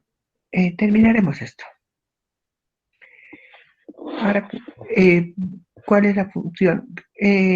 La función de los sistemas de información son los mismos en lo electrónico o en lo virtual que en lo físico. Claro, esta vez en lo físico, no en lo presencial, sino en lo físico. Entonces es armar una estructura, utilizar tecnología, utilizar personas y ver las ofertas informacionales.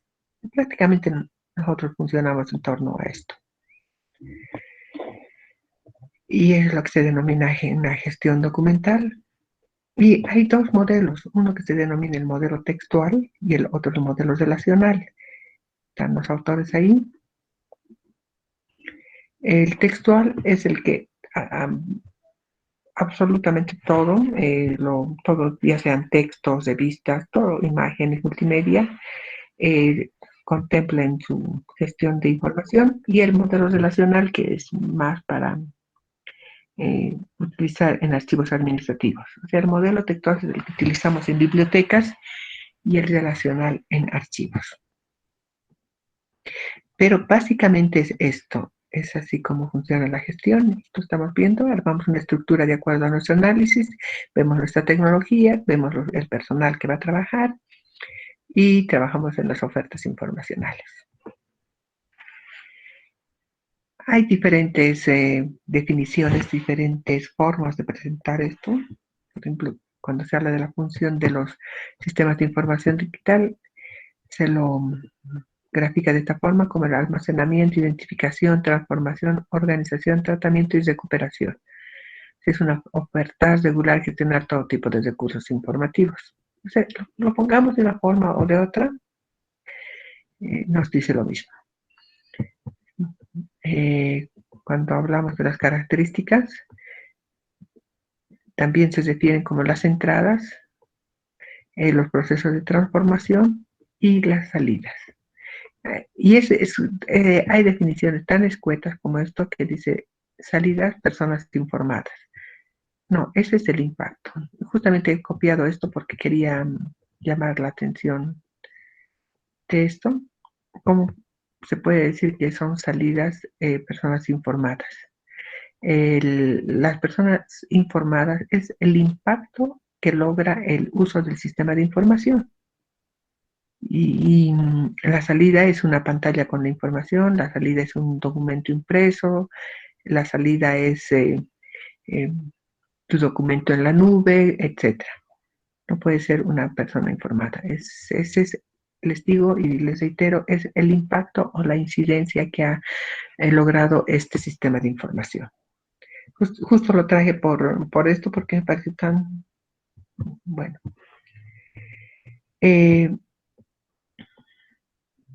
Se habla también como misión de los sistemas de información el conservar, difundir, identificar y representar. Identificación inicial, que se emite un documento aparte donde se encuentra lo que el usuario busca. Ya son definiciones bastante interesantes, que no están tan lejos de la verdad, pero el resultado es lo que habíamos dicho, ¿no? Conservar la información y poner a difusión. Y ahí está la importancia, y eso lo van a ver en el documento, en el documento de la práctica, cuál es el objetivo. Y ahí al establecer el objetivo del sistema de información, ustedes están delineando cuál va a ser la misión del sistema de información. Puede ser conservar, difundir, identificar, o puede ser otro que va un poco más allá. Cuando vayamos a ya planificar, ya tenemos todos los elementos claros de a dónde queremos llegar, cuál es nuestro objetivo, etc. Tenemos que planificar cuál va a ser el proceso de toda esa gestión. Empezamos desde la planificación, con la identificación de cuáles son las falencias, todo. La producción, que quiere decir que empezamos a redactar, ¿no? Empezamos a elaborar el documento y luego empezamos a hacer las gestiones. A hacer lobby con los directores, hacer lobby con los decanos o con los gerentes, etcétera, para que nos atiendan y pueda ser introducido dentro de la agenda de la institución nuestro tema. Mientras tanto, podemos organizar, una vez que ya se han concluido los trámites, seguimos el siguiente paso, que es organizar. Luego hacemos la transferencia, o sea, la digitalización, la subida de datos, todo eso. La disposición de documentos, esto en el caso de documentos físicos. En el caso de documentos físicos también se habla de la preservación, cómo se van a conservar estos documentos en cuanto a ambiente, temperatura, etc. Y se hace la valoración y ahí termina, ¿no?, el proceso de la gestión documental, que está muy ligado con los sistemas de información. Cada uno de estos pasos los podemos aplicar en los sistemas al diseñar un sistema de información.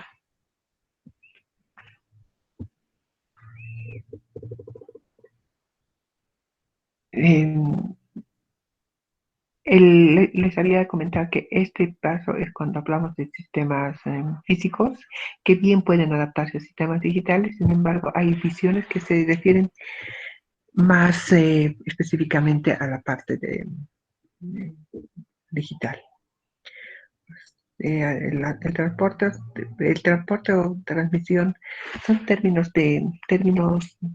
¿cómo diríamos?, gerenciales. El transporte de transmisión podríamos referir nosotros como la migración, la recopilación de material, la obtención de nuestro material, identificación del material. Tenemos los archivos físicos o electrónicos en nuestras bases de datos. Bueno, si no son físicos, si son electrónicos en bases de datos, etc. Y hacemos la preparación, como le denominan, el alistamiento. O sea, preparamos el material y el siguiente paso es la digitalización. Una vez que hemos digitalizado, indexamos. O sea, ponemos las características bibliográficas de características archivísticas de cada documento y los introducimos a través de la captura de datos, lo que hemos visto hace un ratito, ¿no? Esa página, ese formulario de la base de datos. Ahí introducimos, cargamos, enviamos datos, índices, imágenes, todo. Se almacena ya sea de manera temporal, si es física, irá a los depósitos, o de manera digital irá a la nube, y tenemos ya la disposición lista para la consulta. Entonces, ese es el proceso, ese es el flujo circular, estamos poniendo acá, de lo que es un sistema de información.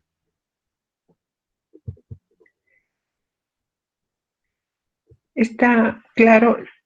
¿Hay alguna pregunta sobre lo que son sistemas de información?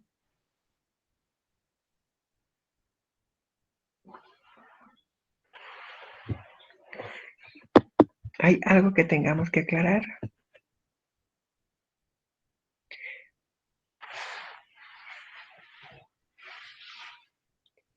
Ya, les propongo una cosa, no cortaremos ahora y más bien terminamos antes la clase.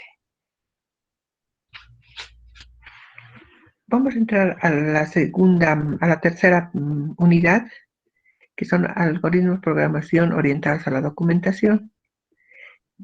Lo primero que vamos a hacer es entender qué es lo que es una ¿qué es la programación? Vamos a abarcar en esta unidad 3 temas que son introducción a la programación, lo que son algoritmos, programas y otros, programación básica. Es relativamente corto, hay poco que decir, y finalmente vamos a terminar con informática y sociedad. Bueno,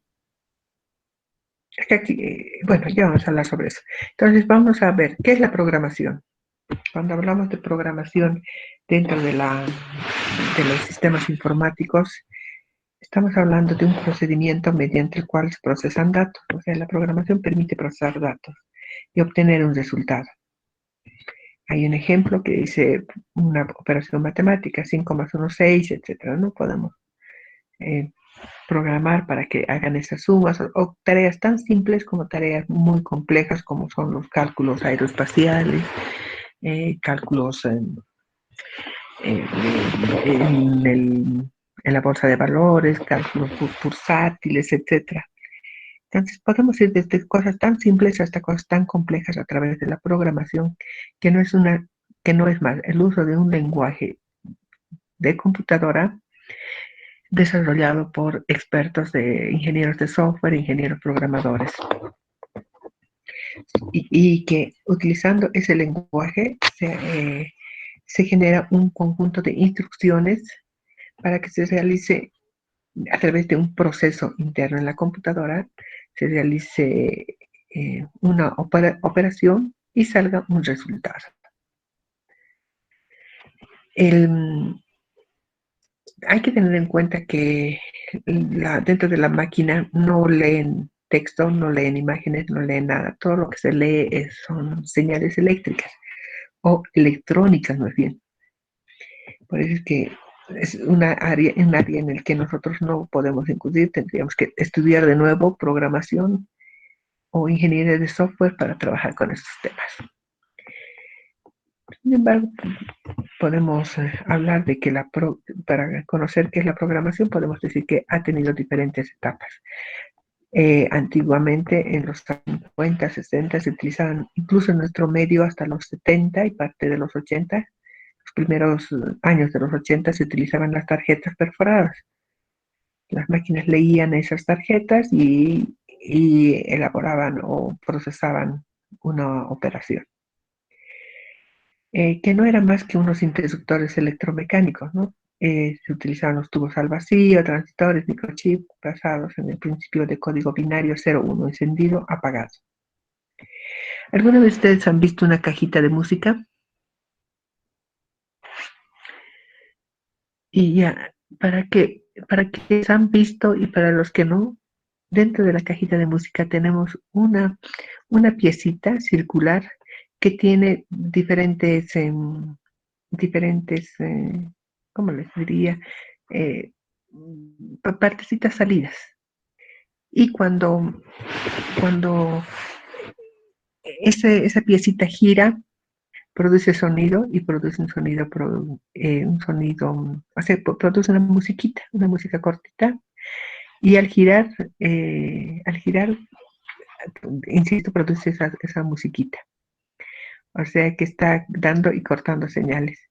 Las tarjetas perforadas no producen música, pero producen información. O sea, cortan, permiten el paso de la electricidad, cortan. O sea, encienden, apagan según la tarjeta. Y de acuerdo a la tarjeta perforada, cómo ha sido perforada, manda señales a la máquina con un conjunto de instrucciones. Y la máquina procesa y sale el resultado. Por ahí dice que le manda a la máquina a calcular los sueldos, que se utilizaba muchísimo para sueldos y salarios. Y la máquina responde a esas señales electrónicas, o sea, a la tarjeta, como les digo, al estar perforada, quita y das paso a las señales. Estamos con la máquina abierta.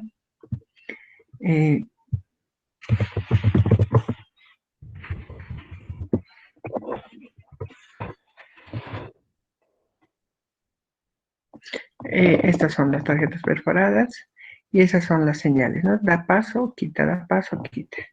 Aquí hay una... Y esto se perforaba una a una.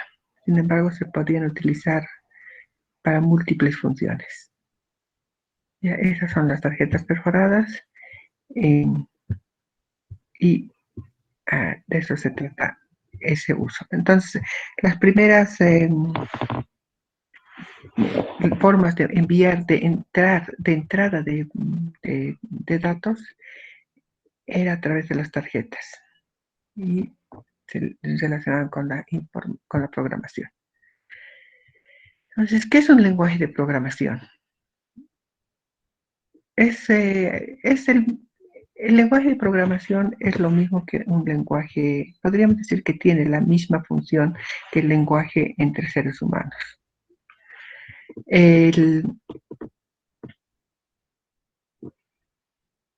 A ver, entre personas hablamos diferentes idiomas, o sea, dependiendo de dónde estamos, hablamos diferentes idiomas. Y si no hablamos el mismo idioma, no podemos comunicarnos. Entonces, la lógica de los lenguajes de las computadoras es la misma. Tienen hay diferentes lenguajes y además diferentes propósitos. De esa manera puede entender la computadora o el microprocesador. No podemos combinar, digamos, dos tipos de lenguajes dentro de un mismo de una programación. No, tenemos que utilizar el lenguaje específico. Es tal cual lo que sucede con los idiomas, ¿no? No podemos hablar español y meterle, bueno, cuando hablamos de manera formal, o hacemos un artículo, todo, y meter términos o frases grandes en japonés o en chino, lo que sea. Los lenguajes son de la misma forma, los lenguajes de computación, de programación. Y a raíz de ello es que se clasifican esos lenguajes. No solo es por el nombre, ¿no? No es un Visual, no es un Visual Basic, o no es un Oracle, no sé. Sino también se los clasifica por si son lenguajes compilados o cuál es la función de estos lenguajes. Para explicarlo mejor, para entender mejor y cambiar un poco la rutina del uso del PowerPoint, que a muchos ya nos resulta muy monótono, vamos a ver un video que dura un poquito más de 15 minutos y estaríamos con el video terminando la clase. Yo les sugiero lo vean. Está bastante interesante y además lo explica una persona que es experta en el tema, ¿no? Es una institución eh, que una institución que da clases en temas de programación. Entonces, veremos esto. Si tienen problemas con el audio, pueden copiar el enlace y verlo independientemente. Y si no, lo veremos acá y con esto cerraríamos. Bueno, cuando termine el video, cerramos el avance de hoy día y más bien esperamos para quienes van a la siguiente clase para el examen. De acuerdo, entonces les dejaré con el video y bueno, termine el video y concluimos la clase. ¿Listo? Lo subiré.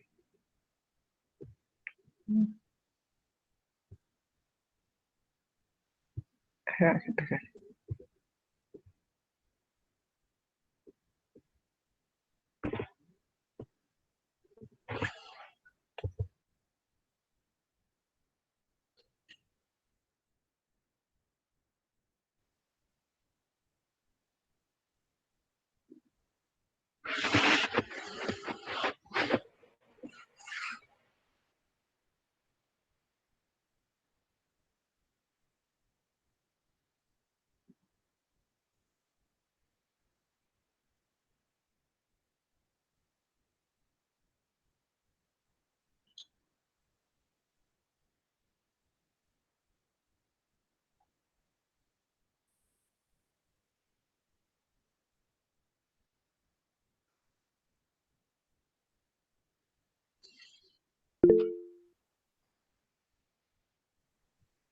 Licen, el video no tiene sonido. ¿Esto es un sonido para todos o para...? No, no tiene sonido. No No hay tiene audio. sonido, licenciada. Ya. Ay, ¿cómo se hará? ¿No? A veces sale con sonido y a veces no. Les pediré una cosa. El otro día hemos visto algo y sí ha salido el sonido, pero no entiendo. A ver. Haremos esta prueba más. Si no, vamos a copiar el enlace. Ahora,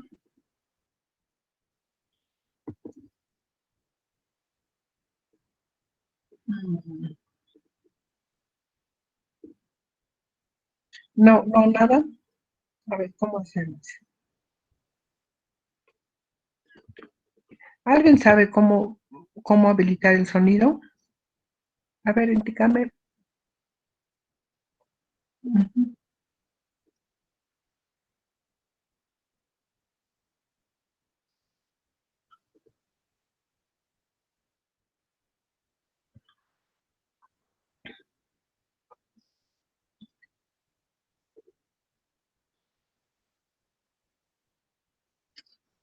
Ya.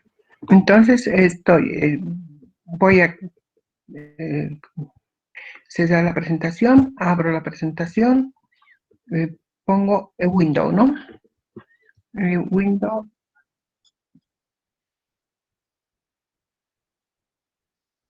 Ajá.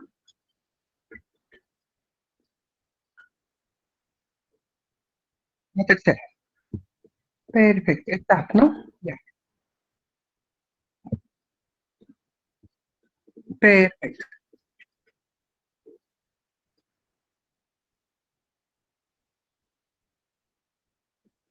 Ah, me ha ido súper rápido. Entonces, ahora, estas instrucciones que nosotros le damos a la Escucha, computadora Licen. para que procese Sí, se esos datos y escucha. devuelva ya, gracias. Entonces, una vamos a empezar de salida, nuevo. no sé cuántos serán, pero sí sé de qué manera clasificarlos. En realidad hay varias formas de clasificar los lenguajes de programación, es decir, varios criterios. En este video te voy a contar uno de los criterios más conocidos para clasificar los lenguajes de programación. Pero antes de clasificar los lenguajes, es decir, los tipos, tenemos que preguntarnos qué cosa es la programación, porque si hablamos de lenguaje de programación hay que entender la programación. Y para entender la programación hay que retroceder a la historia de la programación. No voy a contar toda la historia de la programación porque tenemos un video aquí en este team que va a salir por arribita, por ahí, que te invito a ver, donde te cuento cómo las mujeres inventaron la programación. Esto no es una anécdota, es un caso de la historia. Las mujeres inventaron la programación, incluso inventaron los primeros lenguajes de programación. Pero para resumir, la programación es un proceso a través del cual podemos procesar datos y obtener un resultado a través de procesar estos datos. Es decir, le damos datos de entrada a una computadora, esa computadora procesa esos datos a través de ciertas operaciones que nosotros hemos definido y devuelve un resultado. Por poner un ejemplo súper básico de primaria, ¿no? 5 y 1, y la operación es sumar, entonces te devuelve 6, 5 más 1. Obviamente las operaciones no son tan sencillas, hay operaciones bastante más complejas en la programación, pero ese es el concepto base. Ahora, esas instrucciones que nosotros le damos a la computadora para que procese esos datos y devuelva una salida, eso es la programación. Inicialmente la programación se hacía con tarjetas perforadas. Más atrás, la programación o las computadoras, mejor dicho, utilizaban interruptores electromecánicos, relés, porque al final de cuentas toda la programación puede interpretarse por condiciones lógicas, por sí o no, por encendido o apagado. Entonces los relés permitían tener una opción de encendido y de apagado, porque era un interruptor, pero era muy costoso. Luego se reemplazaron por los tubos de vacío, luego se reemplazaron por los transistores, luego vinieron los microchips. De eso también te cuento en un video aquí en este canal que se llama La historia de Silicon Valley. Ahí te cuento cómo nació Silicon Valley, toda esta historia de la computación que es muy chévere. Bueno, el punto es que Para darle instrucciones a la computadora nosotros necesitamos ese binario, ¿no? Ese prendido, apagado. Eso se puede transformar en un lenguaje de unos y ceros. Pero en resumidas cuentas, eso es programar, darle a la computadora esas instrucciones para que procese los datos. Inicialmente la programación era con tarjetas perforadas, como ya dije, o también poniendo cables, como las operadoras telefónicas sacaban un cable de un punto y lo ponían en otro, es decir, ir conmutando cables. Eso era la programación, ir cambiando piezas de lugar, ir cableando. Era un proceso muy mecánico. Irónicamente, por eso, por el machismo, ese proceso mecánico se lo dieron a las mujeres y las mujeres terminaron mejorando mucho ese método e inventando la programación. Por ahí va a salir el video para que lo veas y conozcas en detalle esta historia. Bueno, entonces, un lenguaje de programación, ¿qué vendría a ser? Ya sabes qué es la programación, ¿no? Esas instrucciones que le damos a la computadora. Pero, ¿qué sería un lenguaje de programación entonces? Bueno, la analogía más fácil que tenemos en nuestra mente es con un lenguaje humano: inglés, español, francés, portugués, ¿no? O sea, nos podemos comunicar siempre y cuando las dos personas sepamos el mismo idioma. Entonces, un lenguaje de programación de alguna manera es una especie de idioma para poder darle esas instrucciones a la computadora. Ahora bien, la computadora no entiende inglés, no entiende if es una palabra en inglés, while, do, function, no entiende esas palabras en inglés, no es un ser humano para entender inglés. Entonces, ¿cómo creamos un lenguaje de programación? ¿Cómo le hablamos a la computadora? ¿Cómo dejamos de meter tarjetas perforadas o código binario o cableado para usar un lenguaje? Eso se lo debemos a Grace Hopper. Esta mujer es una de las personas más importantes en la historia de la computación porque fue la que creó el primer compilador. ¿Qué cosa es un compilador? Bueno, es algo que traduce un lenguaje a otro lenguaje, en pocas palabras.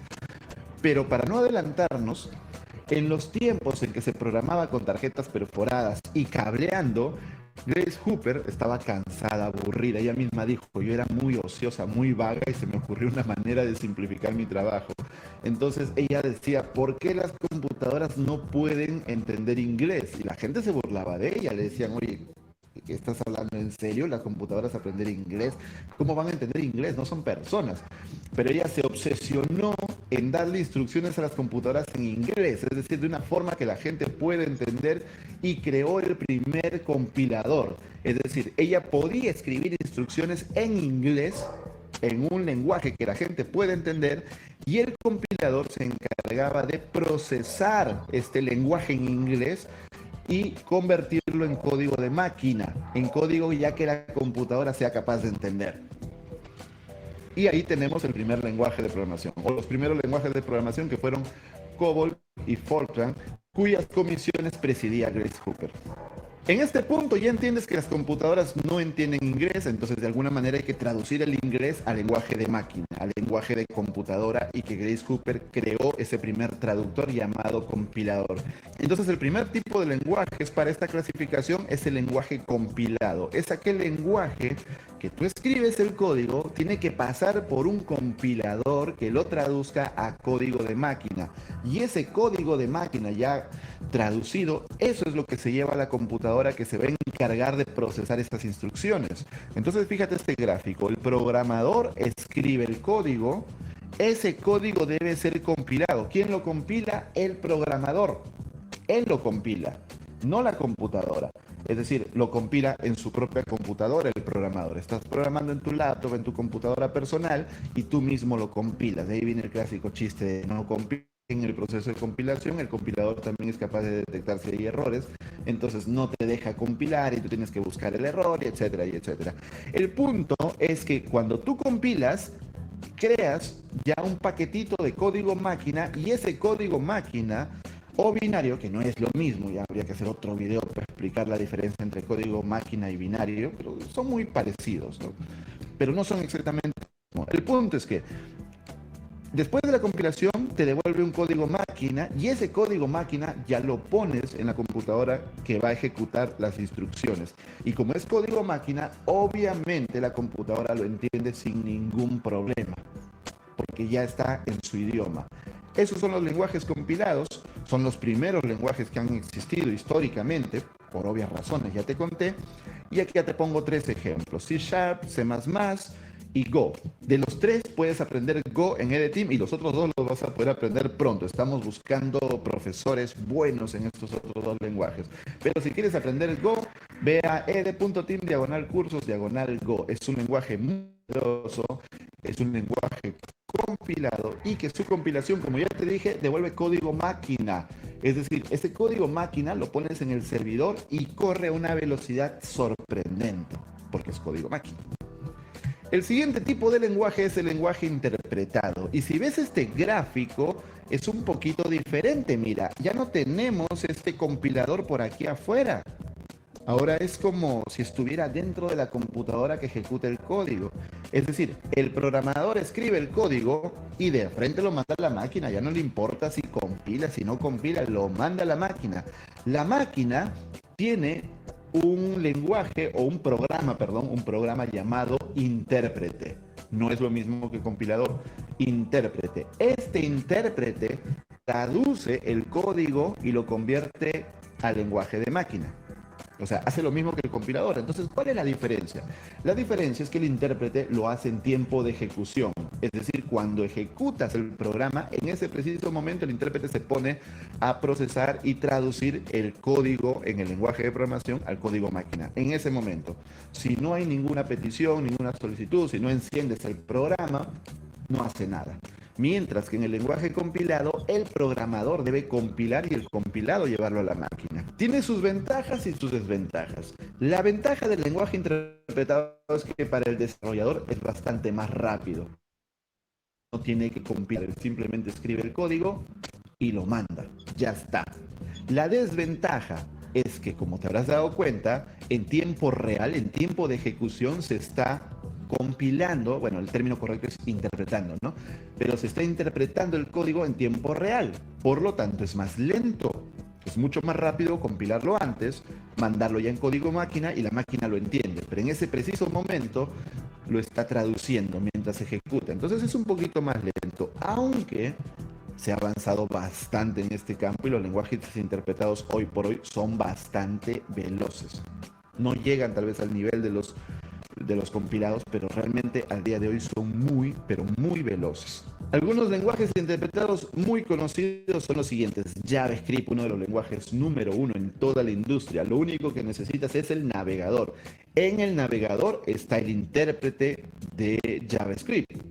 Por eso es que con el navegador abres cualquier archivo JavaScript y el navegador lo interpreta, lo ejecuta y procesa las instrucciones que estén en un archivo JavaScript. En el servidor existe un entorno llamado Node.js que tiene el mismo motor de JavaScript del navegador y entonces en el servidor también interpreta JavaScript, pero es un lenguaje interpretado. PHP, uno de los viejos clásicos de la industria web, es también un lenguaje interpretado. Tú debes saberlo si trabajas con PHP o has trabajado con PHP, que debes tener instalado PHP en el servidor. Si no tienes instalado PHP en el servidor, pues interpreta, cómo lo maneja el servidor. Python, Ruby son otros tipos de lenguajes interpretados. Y tenemos un tipo de lenguaje intermedio. Realmente el nombre intermedio es discutible, algunos le llaman híbrido, pero el punto es que entiendas cómo funciona, ¿sí?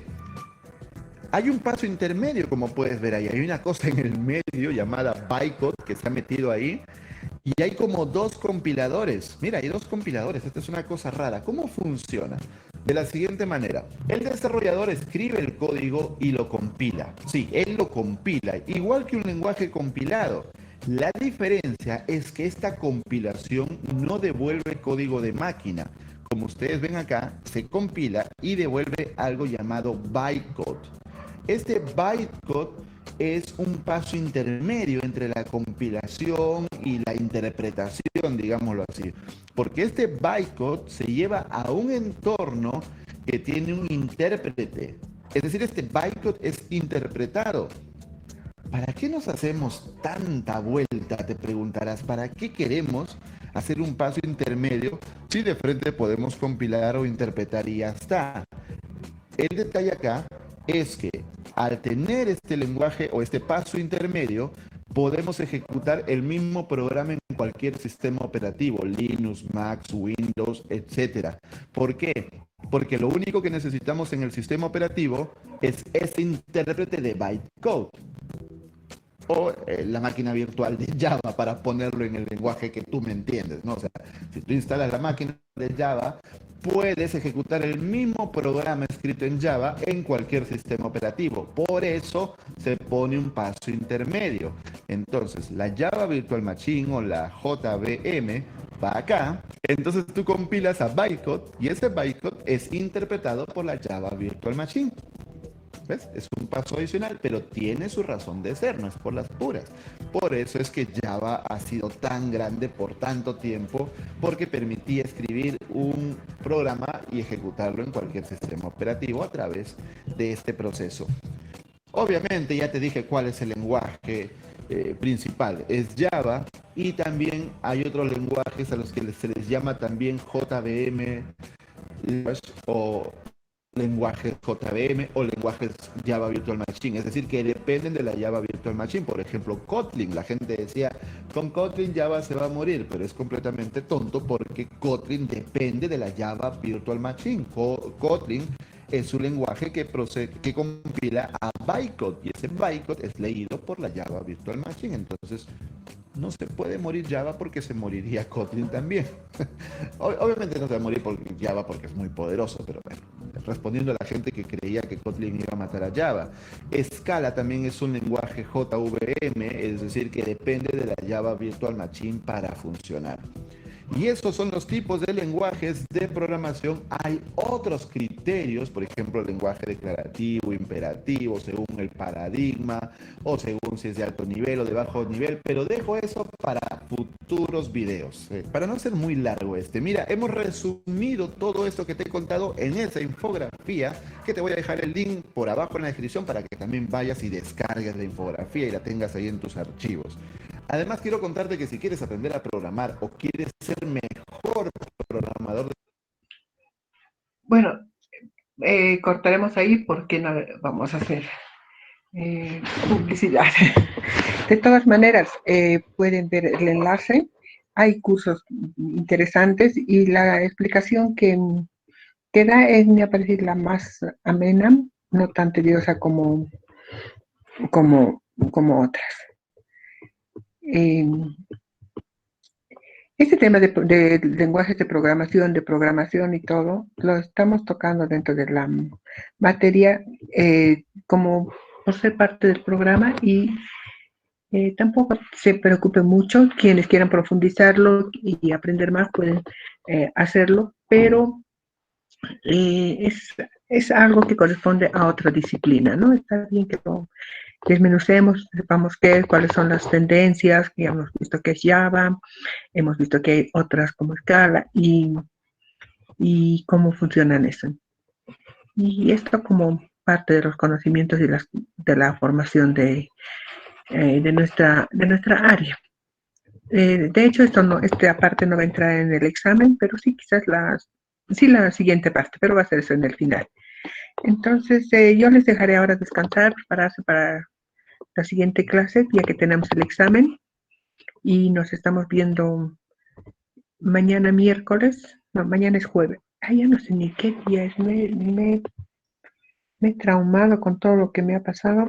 Claro, hoy es miércoles, y mañana tenemos el examen a las 9 en punto, y para ganar un poco de tiempo el viernes vamos a hacer una actividad... a leer algo, avanzar, quizás les mande las diapositivas y avanzando lo de diagramas de flujo, o algún video más cortito para que vean lo que es diagramas y entremos el lunes ya con más agilidad. Listo, entonces les dejo ahora y bueno, nada más creo por ahora.